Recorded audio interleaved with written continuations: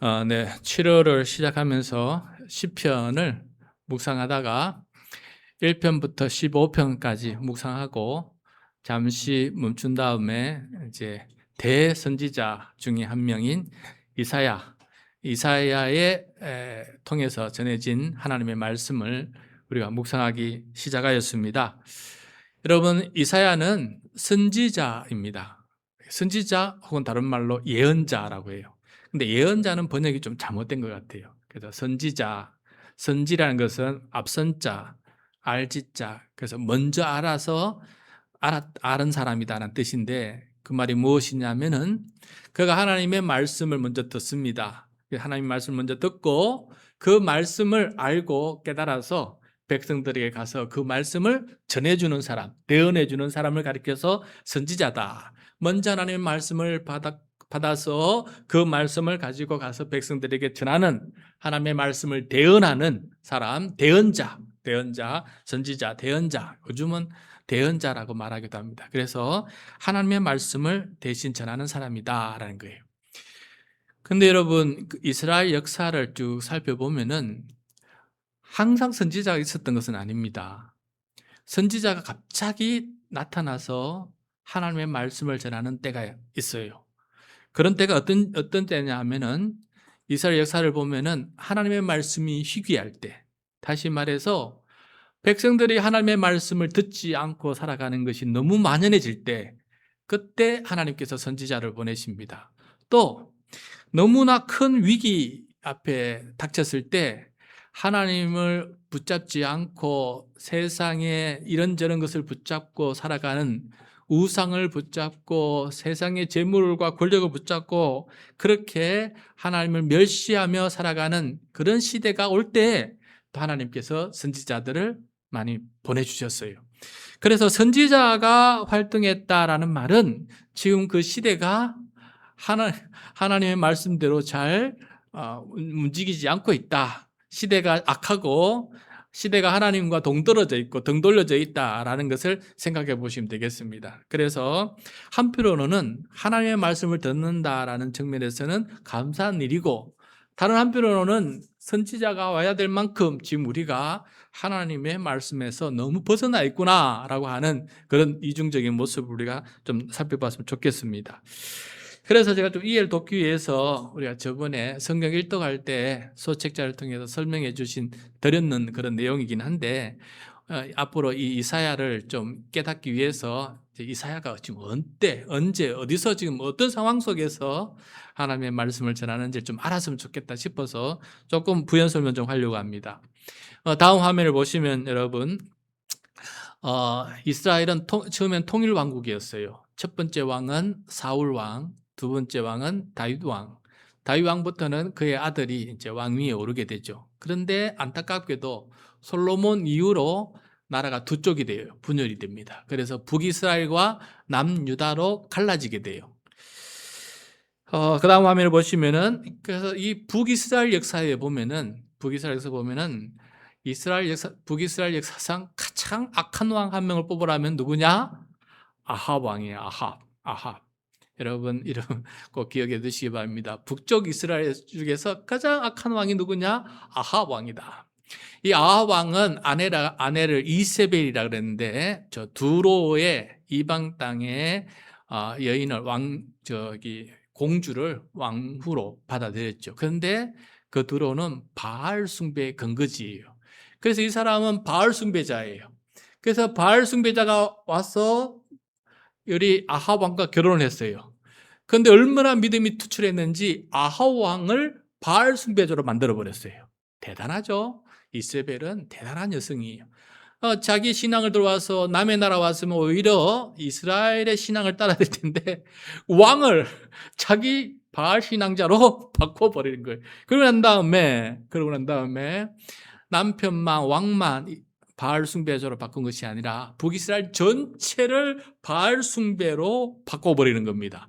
그래서 여호와의 선지자를 멸시하고 바알과 아세라, 바알의 부인이 아세라 여신인데 그걸 섬기는 선지자들 850명을 키워가지고 대대적으로 영적인 그런 변화의 시즌을 만들어버리는 겁니다.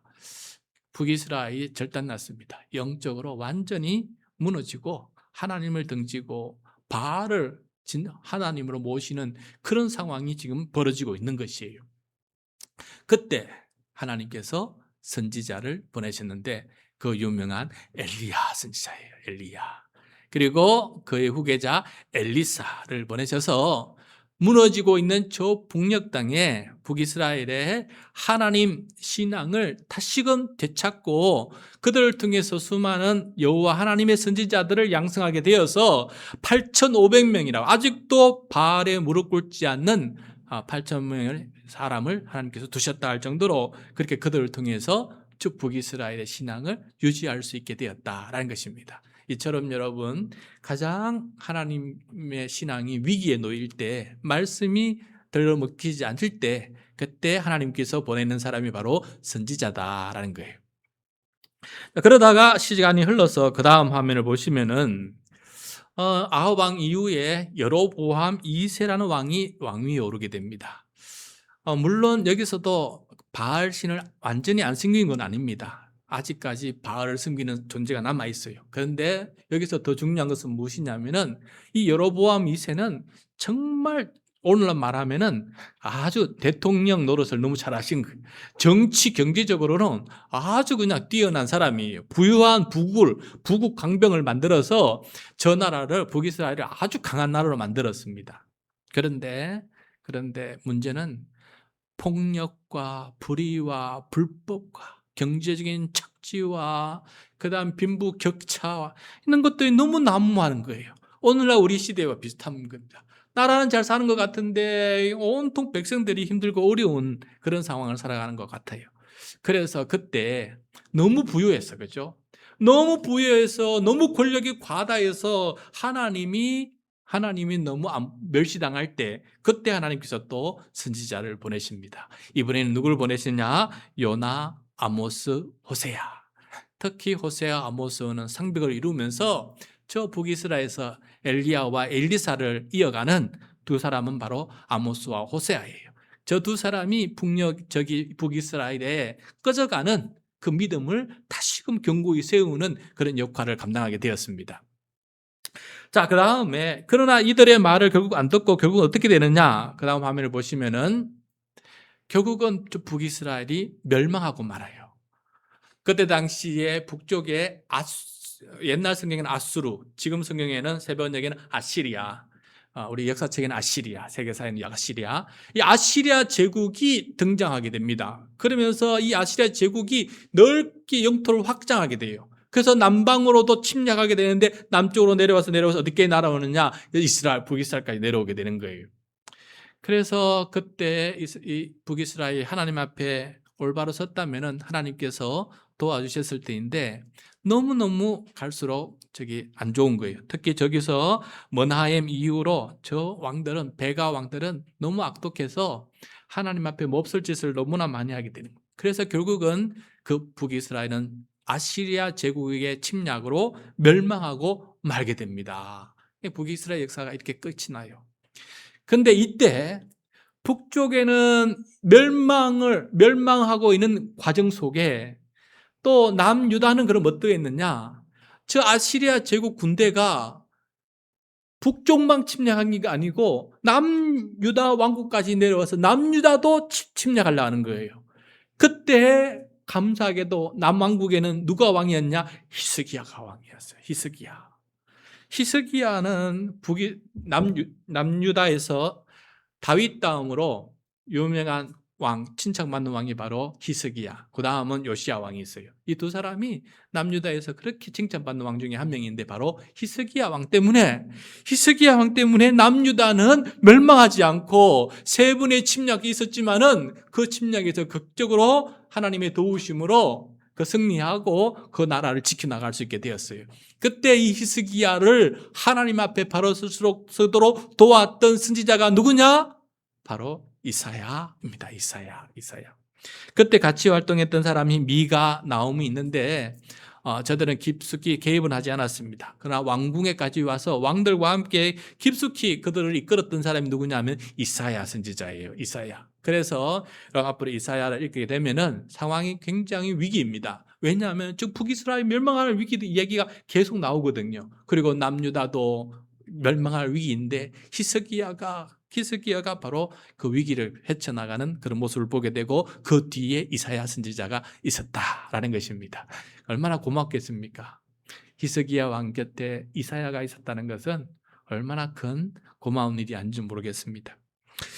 자, 그래서 오늘 말씀은 우리가 어떤 말씀이냐면은 저 이사야가 처음으로 선지자로 부름을 받는 그런 순간이옵니다. 젊은 나이에 처음으로 하나님의 선지자로 부름받을 때였는데 그때의 이야기, 첫 부르심을 받는 그 이야기를 오늘 우리들에게 들려주고 있습니다. 그래서 이 북이스라엘 이어서 남유다마저 수렁에 빠질 이 위기의 상황 속에서 하나님께서 이사야를 부르시고 어떤 일을 하고 계시는지를 우리 함께 살펴보면서 오늘 나에게 주시는 말씀 어떤 말씀인지를 함께 경청할 수 있는 그런 좋은 시간 되었으면 좋겠습니다.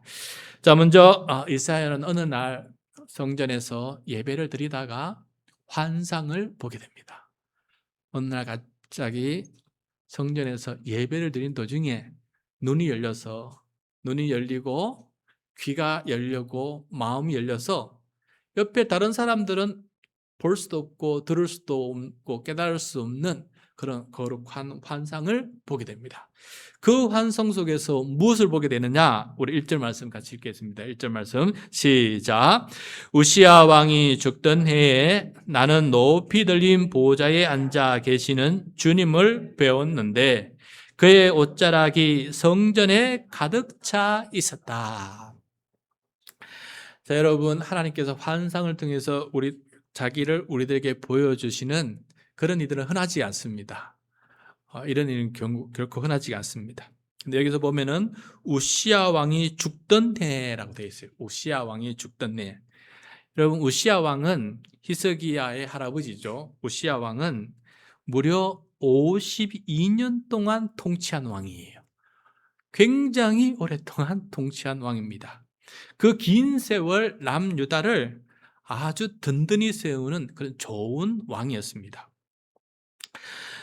그래서 이 백성들은 이 우시야 왕을 의지하고 살았습니다. 뭔가 큰 버팀목 같은 그런 왕이 되어 주었어요. 북이스라엘은 좀 요란한데 남유다는 이 우시야 왕이 든든하게 안전하게 나라를 잘 평화롭게 이렇게 통치해 줬기 때문에 우시야 왕의 존재는 모든 백성들에게 버팀목과 같은 그런 존재였습니다. 그렇기 때문에 그의 죽음은 유다 백성들에게는 큰 불안의 시작이기도 해요. 큰 불안의 시작. 한 시대의 번영이 끝나는 그런 신호탄이기도 했다라는 것입니다. 그때 우시야 왕이 죽던 그때에 모두 다 뭔가 큰 의지해야 될 대상이 사라질 그때 하나님께서 이사야를 부르게 되는데 하나님께서 보여주십니다. 이 땅의 성전에서 예배드리는 이사야의 눈에 하늘 성전을 보여줘요. 하나님의 보좌죠. 그리고 이 땅의 성전의 지성소에 들어가면은 언약궤가 있고 그 언약궤가 보좌라 그래서 하나님께서 강림하셔서 거기서 통치하신다라고 믿었는데 이번에 눈이 열려서 하늘의 보좌를 보여주시고 그 보좌에 앉으신 주님을 보게 되는 것이에요. 진짜 왕을 보게 됩니다. 여러분, 우리 눈에 인간 왕이 사라질 때 진짜 하늘의 왕이신 하나님이 눈에 보였다. 이것은 어떤 의미가 있냐면은 염려하지 마라, 두려워하지 마라. 진정한 왕이 계시다라는 것을 가르쳐 주시는 영적 각성의 기회가 되는 것이에요. 여러분, 우리 인생에도 내가 평생 든든하게 의지했던 것들이 있습니다. 예를 들어서 내가 믿었던 건강, 내가 믿었던 젊음, 내가 믿었던 재정, 내가 믿었던 직장과 사업, 내가 믿었던 사람들과의 모든 관계, 그리고 그 안에서 얻었던 지위와 직분, 권력, 권위, 이 모든 것들이 여러분 하루아침에 무너져 내리는 그런 순간들이 늘 찾아옵니다. 그 위기의 순간에 우리는 대부분 상실의 아픔을 느끼고 우왕좌왕하게 되고 불안하게 되고, 다음 나는 어떻게 무엇을 의지할 수 있을까? 무엇이 나를 든든하게 해줄 수 있을까? 고민하게 되지 않습니까? 그때 여러분 우리 기억했으면 좋겠습니다. 오늘 이사야처럼 땅에 우시아 왕이 죽던 그 순간에 눈을 들어보니까 하늘 보좌에 앉아 계신 진짜 왕 여호와 하나님을 마주하게 되는 이 놀라운 영적인 깨달음, 이것이 결국은 우리를 어떤 위기의 순간에서도 일으켜 세운다라고 하는 이 진실을 여러분 꼭 기억할 수 있기를 바랍니다. 세상이 다 무너져도 무너지지 않는 것은 하나님의 나라입니다. 세상의 모든 것들이 흔들려도 흔들리지 않는 것은 하나님의 보좌입니다. 세상의 모든 것들이 실패로 돌아가도 영원토록 변함없이 그 계획을 줄기차게 진행하고 계시는 분이 바로 여호와 하나님이십니다. 그러므로 그 하나님이 계시기에 어떤 순간에도 그 위기를 이겨나갈 수 있는, 흔들리지 않는 우리 모두가 될 수 있기를 바랍니다.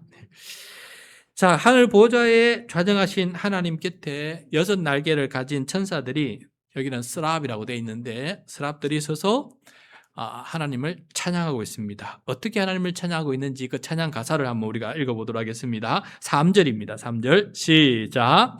그리고 그들은 큰 소리로 노래를 부르며 화답하였다. 거룩하시다, 거룩하시다, 거룩하시다. 만군의 주님, 온 땅에 그의 영광이 가득하다. 자, 여러 스랍들이 찬양을 하는데 거룩하시다, 거룩하시다, 거룩하시다 3번 연이어 외칩니다. 여러분 히브리어에서 같은 말을 2번 반복하면은 강조의 말이에요. 예를 들어서 아멘 하면 진실로 그렇게 믿습니다 라는 뜻이 아닙니까? 근데 신약성경에도 보면 아멘 아멘 하고 되어 있어요. 그러면은 진실로 진실로라는 뜻이에요. 진짜다라는 뜻이에요. 진짜다. 그러니까 요거도 진짜인데 2번 하면 진짜다라는 뜻. 3번만 하면 최상급이에요. 최상급. 진짜다. 그 히브리어 용어에는 비교급, 최상급이 따로 없어요. 1번 하면은 원급이고, 2번 하면 비교급이고, 3번 하면 최상급이에요. 그러니까 3번 하면은 최상급이라는 뜻입니다. 그래서 진짜로 가장 거룩하시다라는 뜻입니다. 이게가 정말 하나님 세상에 가장 거룩하신 분이시다라는 뜻이지요. 여기서 거룩하다라는 말의 의미는 세상의 모든 죄악과 불순함, 이런 모든 것들이 하나 없는 그야말로 깨끗하고 정결하신 분이시다라는 것을 뜻하는 그런 말이 되겠습니다.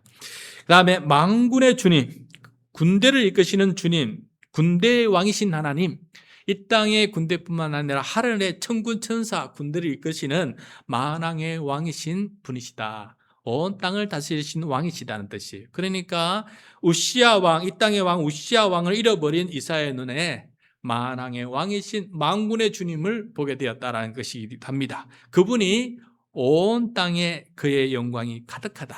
하나님의 영광이라는 것은 하나님의 현존과 역사하심이에요. 하나님의 현존과 역사하심이 온 땅에 다 미치고 있다라는 거예요. 온 땅을 다 다스리고 있으니 한 왕이 있고 없음에 연연하지 말아라 라고 이렇게 주님께서 말씀하고 있는 것을 보게 됩니다.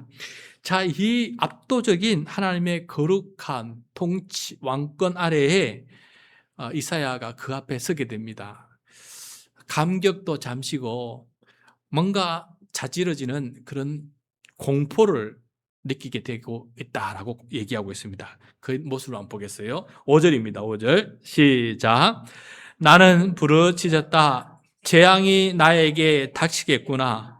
이제 나는 죽게 되었구나. 나는 입술이 부정한 사람인데 입술이 부정한 백성 가운데 살고 있으면서 왕이신 만군의 주님을 만나 뵙다니. 자, 여러분, 하나님을 뵙게 되는데 저 같으면은 너무너무 기쁘고 감격하고 고맙고 그래서 뛰어다닐 만큼 행복한데, 구약의 백성들은 하나님을 대면해서 뵙는다는 것은 죽음의 공포예요. 우리가 예수 그리스도를 영접한 이후로 달라진 그런 모습인데요.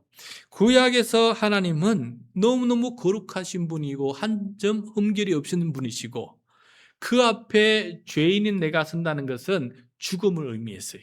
그래서 하나님을 대면하면 대부분 죽는다. 이것이 바로 그들이 가지고 있었던 그런 믿음이었어요.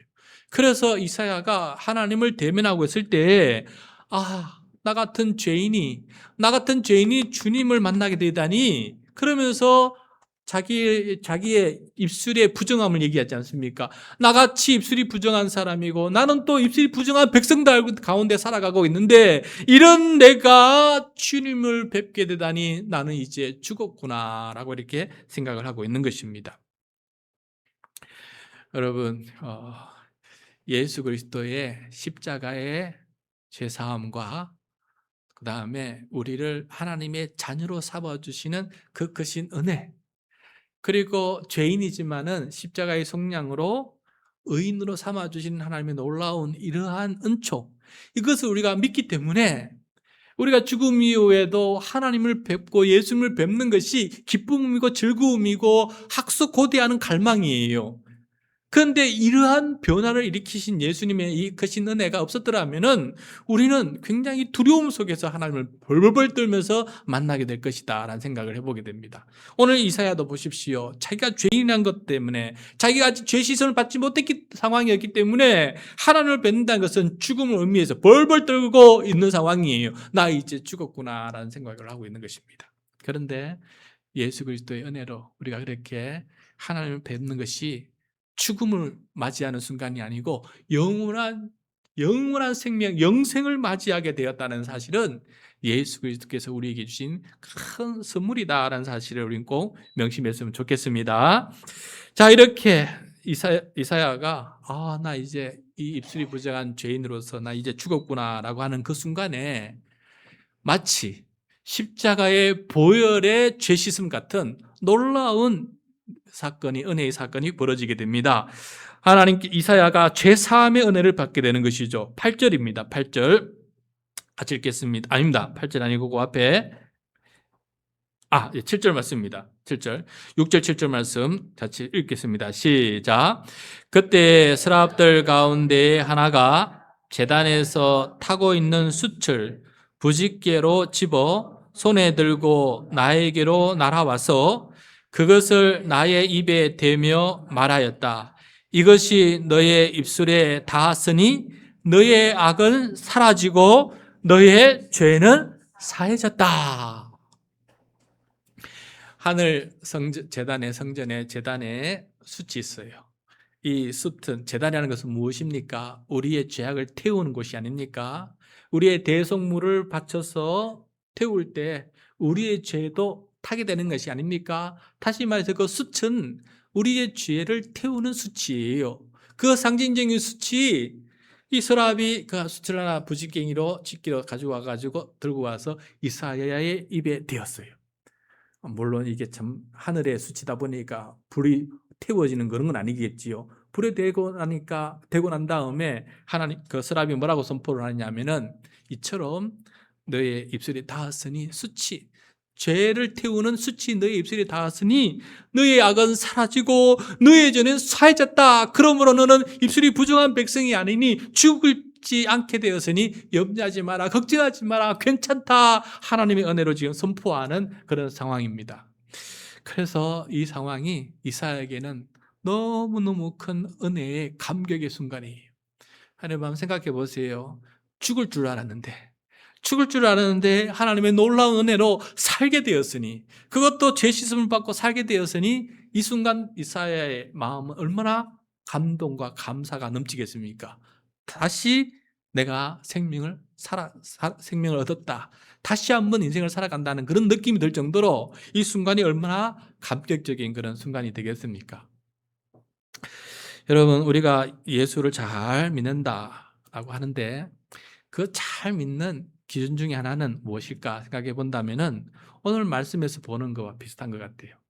정말 저 예수 그리스도의 십자가의 대속의 은혜가 나의 죄를 사해주고 죽을 나의 운명을 영원한 생명을 얻게 해주시는 하나님의 큰 은혜구나라는 것이 내 마음에 깊이 와 닿을 때, 그것이 감사함을 느끼고 감격할 때 그것이 바로 참 그리스도인의 모습 중에 하나가 아닌가 생각해 보게 됩니다. 어쩌면 가장 중요한 모습이 아닐까 생각이 들어요. 자, 이렇게 하나님의 큰 은혜를 받고 죽을 줄 알았다가 살게 된 이 은혜를 받고 난 다음에 이사야가 하나님의 음성을 엿듣게 돼요.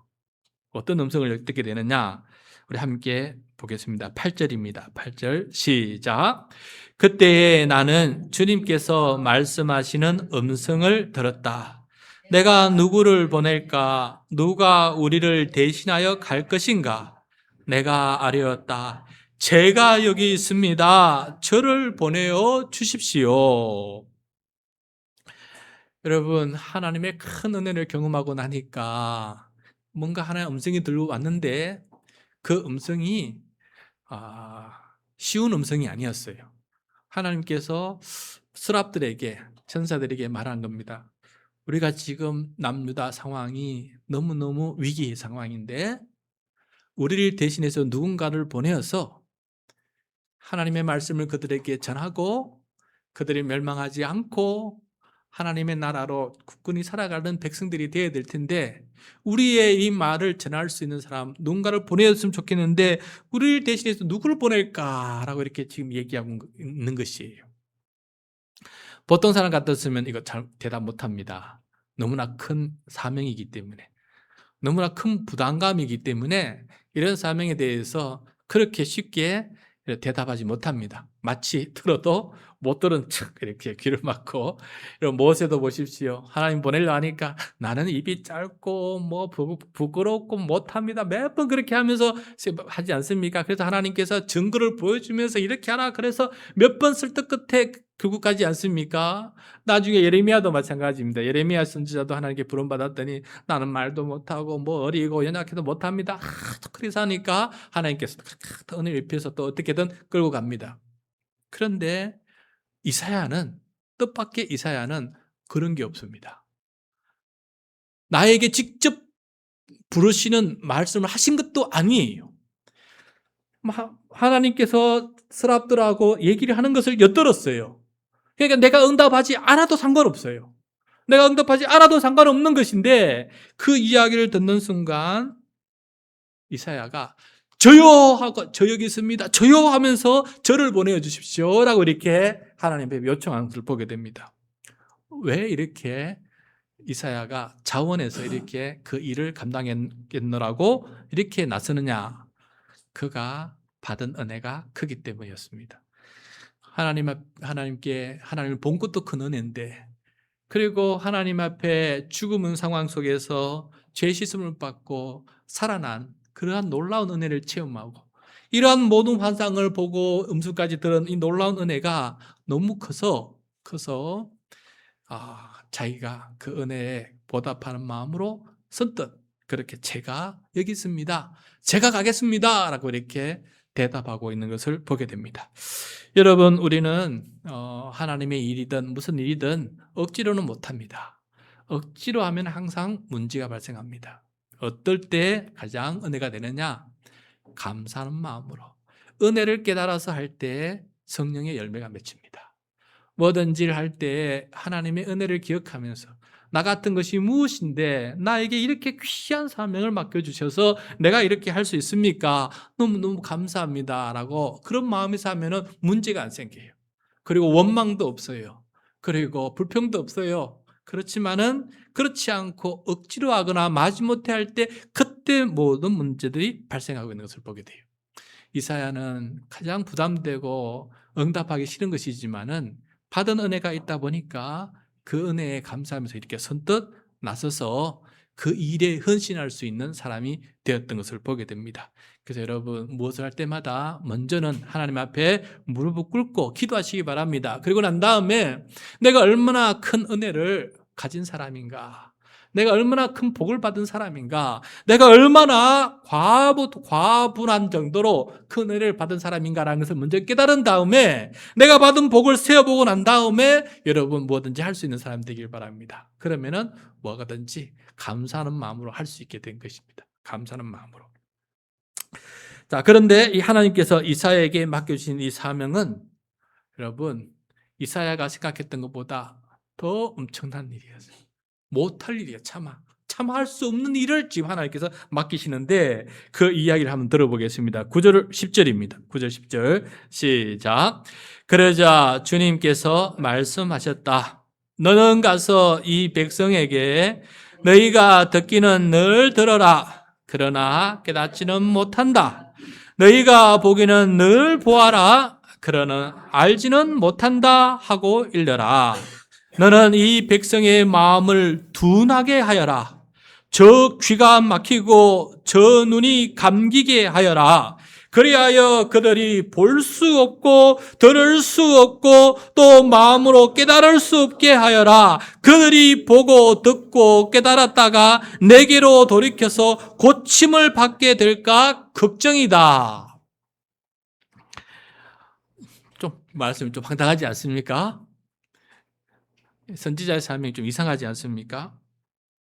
자, 너희는 듣기는 늘 들어라. 그러나 깨닫지 못한다 라고 말하는 거예요.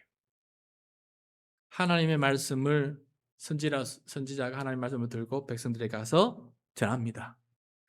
아무리 전해도 깨닫지 못한다 라고 이렇게 말하는 거예요.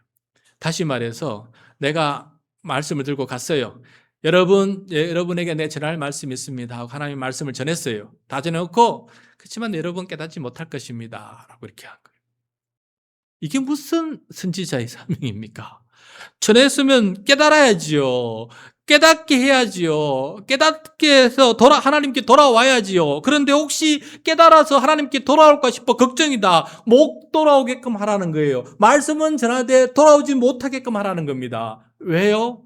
혹시 돌아와서 고침을 받을까 걱정이라는 거예요. 이 백성은 지금 하나님의 징계를 받아야 되고 하나님의 심판을 받아고 혼이 나야 되기 때문에 혹시나 징계 내리기 전에 혹시나 심판을 내리기 전에 먼저 회개하고 하나님께 돌아와서 고침을 받을까 싶어서 하나님이 걱정이다라는 거예요. 이사야가 이 사명을 들었을 때 너무너무 기가 막히고 황당했을 것입니다. 아니, 이런 선지자가 세상에 어디 있느냐. 이런 선지자가 가서 깨닫고 징계와 심판 앞에 놓여있는 이 백성을 빨리 회개시켜서 하나님께로 돌아오게 해야 될 일인데 하나님은 그렇게 하지 말라고 선지자를 보내는 게 어디 있습니까? 이런 게 도대체 어디 있습니까? 하나님의 마음이 이해가 됩니까 지금? 온통 하나님의 마음은 분노밖에 없다는 것을 지금 여기서 봅니다.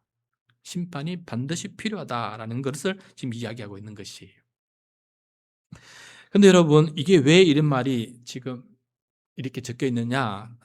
신학자들 중에 이렇게 이 부분을 해석하는 것을 읽게 되었습니다.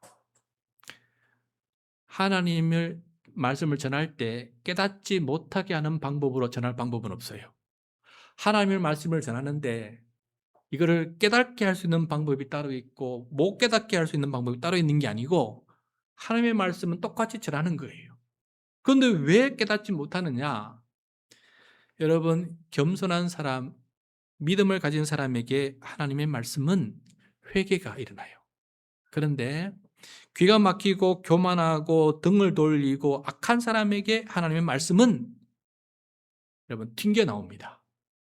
튕겨 나와요. 그리고 그 사람은 더 악하게, 더 하나님을 무시하고 멸시하면서 배반하고 또 반항하면서 살아가게 되는 것입니다.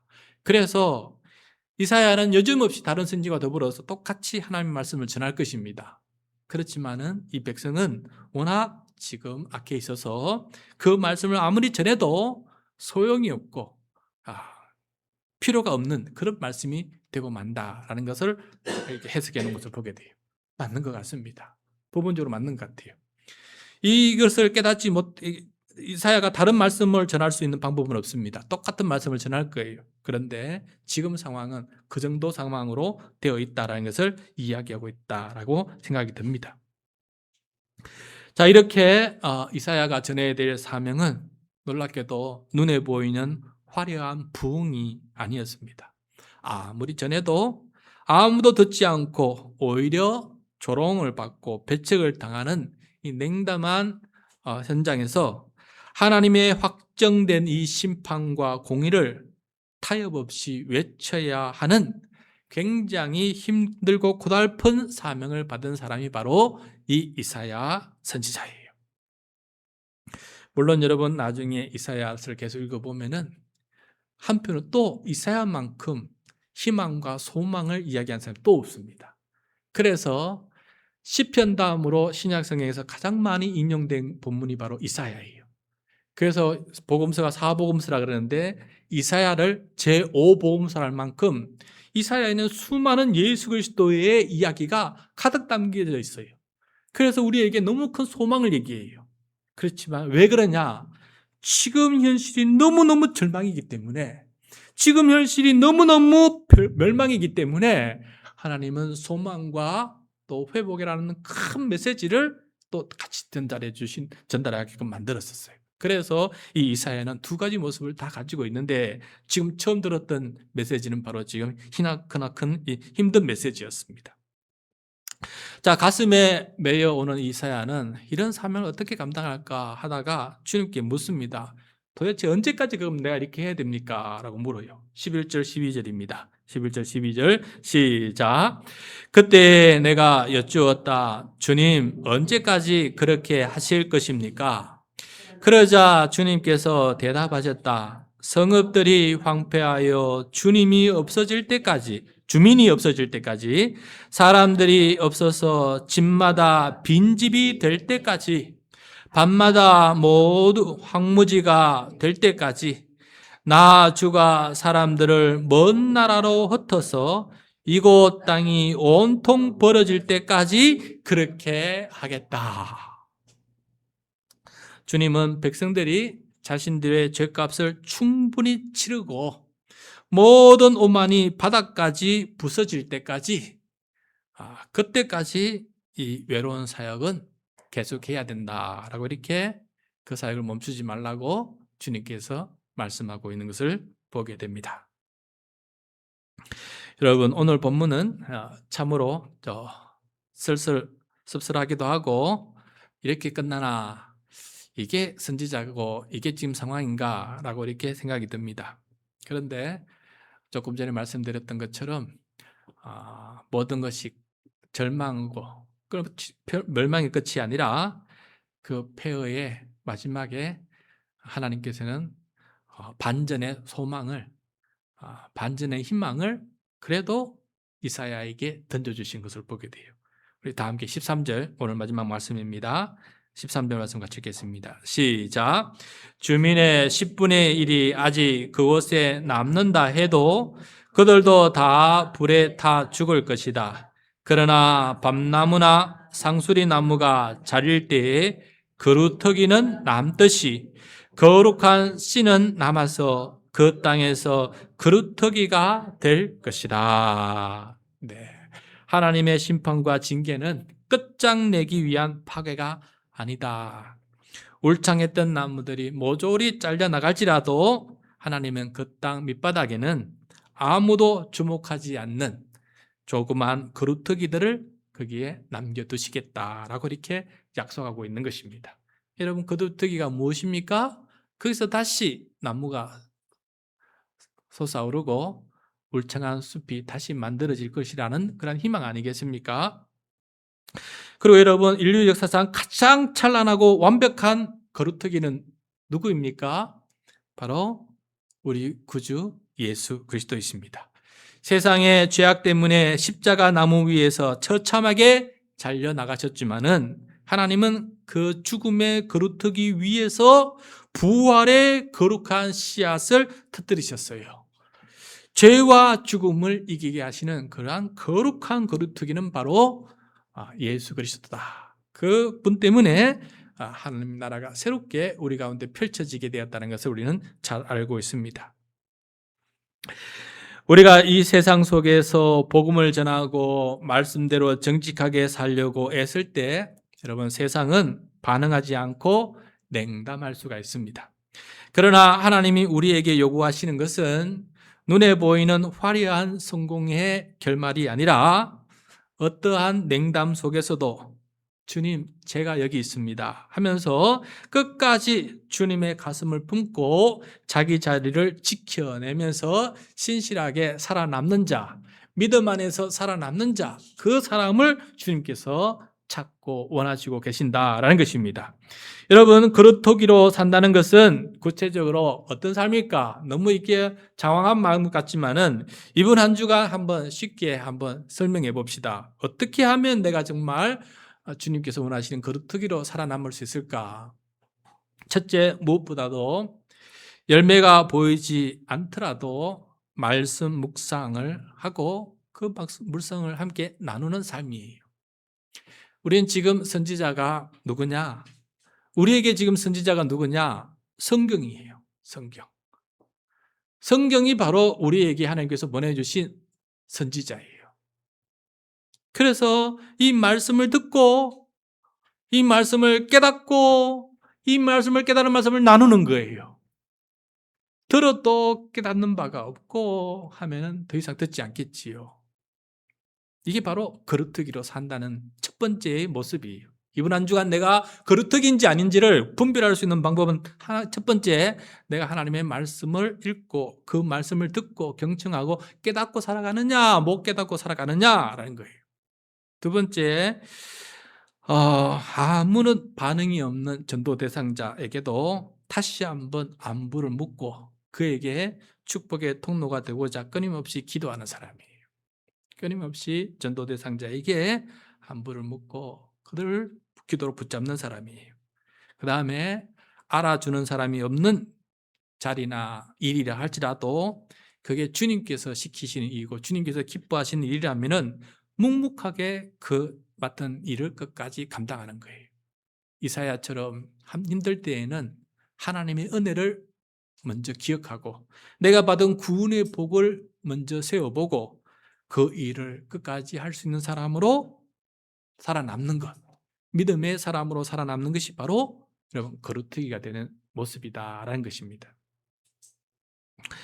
이번 한 주간 세상이 말씀을 거절하는 그 서늘한 상황 속에서도 여러분 낙심하지 말고 마치 매번 하늘 제단의 숯불이 내 입술에 되어져서 내 죄가 사함받고 살아나는 주님의 크신 은혜를 경험하는 그런 경험들이 우리 가운데 계속해서 넘쳐나기를 바랍니다.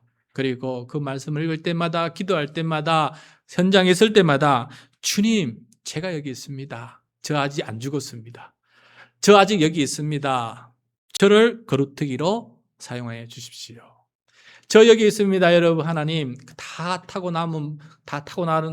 타버리는 그런 게 아니라 주님께서 남겨두시는 거루터기로서 제가 살아갈 수 있도록 저를 그렇게 사용해 주십시오 하면서 그 삶을 살아가는 거루터기의 삶을 살아가는 우리 모두가 될 때 이사야와 같이 삶이 위기의 상황 속에 살아가는 우리 모두 다 하나님의 사람으로 살아갈 수 있는 그런 위대하고 존귀하고 보배로운 그런 삶이 될 줄로 믿습니다.